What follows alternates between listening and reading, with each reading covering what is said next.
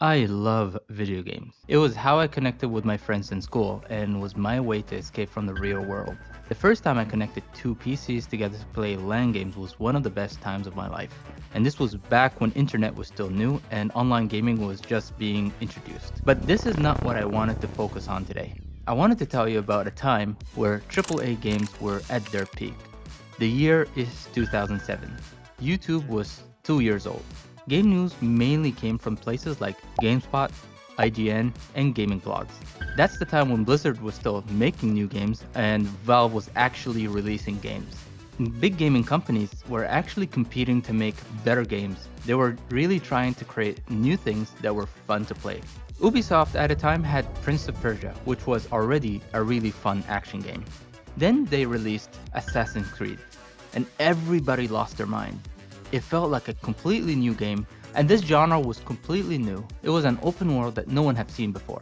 And Valve did something crazy too. They released multiple games in one package and they call it the Orange Box. No one had done anything like this before, and it was just an amazing deal. Imagine having Half-Life 2, Portal, and Team Fortress 2 in one package. And it sounds insane even today.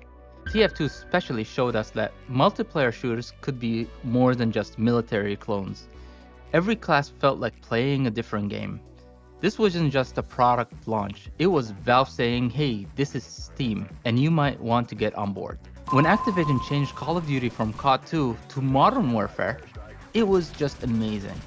The list goes on. It was a glorious time for gamers, and it felt like AAA studios understood what gamers wanted and deeply connected to the market by filling in the gaps with consistently good games.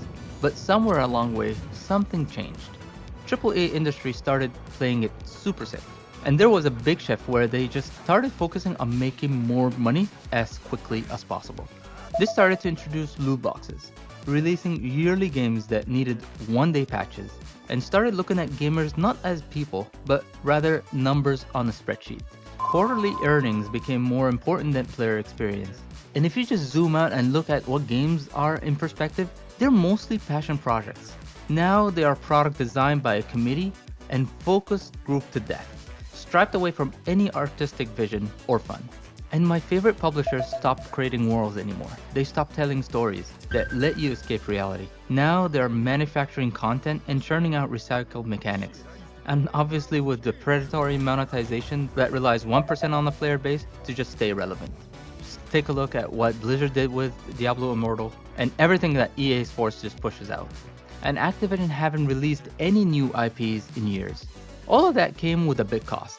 The developers and artists who used to be a heart of the gaming industry are now treated like disposable labor.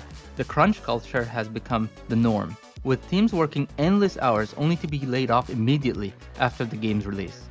Studios like Blizzard, Bungie, and countless others have gutted their team, treating decades of experience like it was nothing.